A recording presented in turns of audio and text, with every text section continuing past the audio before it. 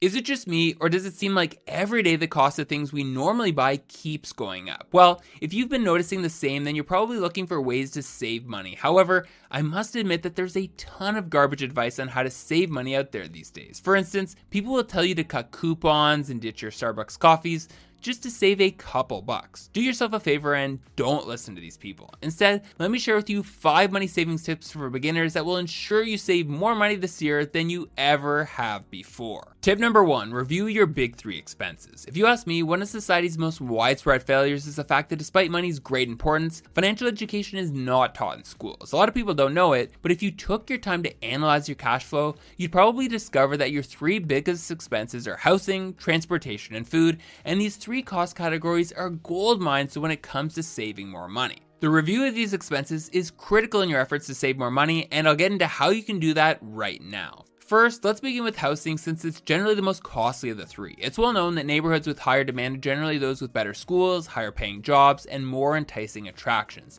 If you live in one of these expensive parts of town or simply rent or own a property that exceeds your needs, then one obvious way to reduce your housing costs is to make a change to your living arrangements. For instance, let's compare the cost of 2 different sized homes. For a home you acquire with a $400,000 30-year mortgage at 5%, you can expect to pay nearly $370,000 in interest over the course of the loan. Compare that to a $200,000 mortgage with a 5% interest rate over 30 years, and your total interest cost will be $185,000 instead. That's more than $200,000 in savings over 30 years. Now, that can go a long way in helping you build your wealth over time.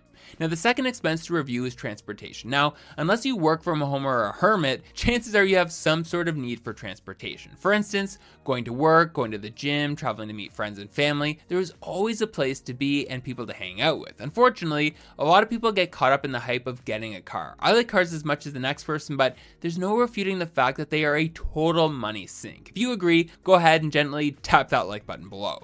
You've probably heard that when a new car hits the road for the first time, it loses 10% of its value instantly. Well, things will only get worse as it loses 20% of its value after the first year of ownership, which is why financial experts often dissuade people from buying new cars. Therefore, if prosperity is your goal, buying a new car for $40,000 may not be the best choice because you will lose $4,000 the moment you drive it off the lot and $8,000 by year's end. Alternatively, buying used offers you the ability to let someone else incur the steepest periods of depreciation while you still get many years of benefit, as most cars run well for at least a decade. However, the best way to cut down your transportation costs is cycling and using public transportation. These 2 modes of transportation remain among the best options for people who want to reduce their transportation costs. Most people who live in big cities are already accustomed to using some form of public transit, and paying $100 for a bus pass over hundreds just for gas alone is a win when it comes to stashing away more money. Plus, if you opt for the biking option, you can save money and get an exercise at the same time. The final of the big 3 expenses is food, and the best way you can cut down this expense is simple: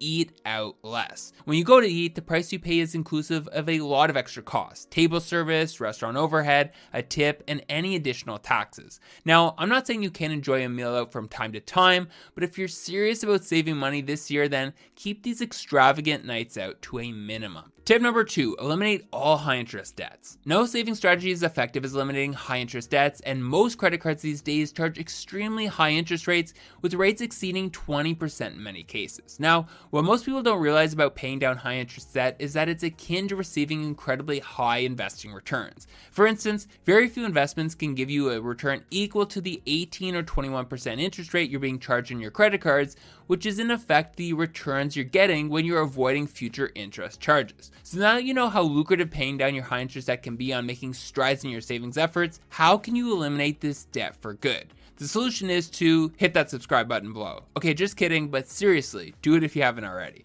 In all seriousness, the best method to eliminate this problem is not to use a credit card unless you know you have the money to pay the bill upon arrival. It's easy to forget how much you've charged to your credit card. Each time you use a credit card, keep track of your spending and determine how much you'll have to pay that month. Now, if you're already in high interest debt, here's a simple plan you can follow to become debt free in no time. First, Organize all your debts from the ones with the highest to the lowest rates of interest. Next, begin to funnel all your disposable income onto the one with the highest interest rate until it's paid off. Then, proceed to pay off your debts in descending order until you become debt-free. Of course, this process will take longer for those with more debt or less disposable income to apply to their balances, but using this approach is the most proven way to minimize your overall interest burden.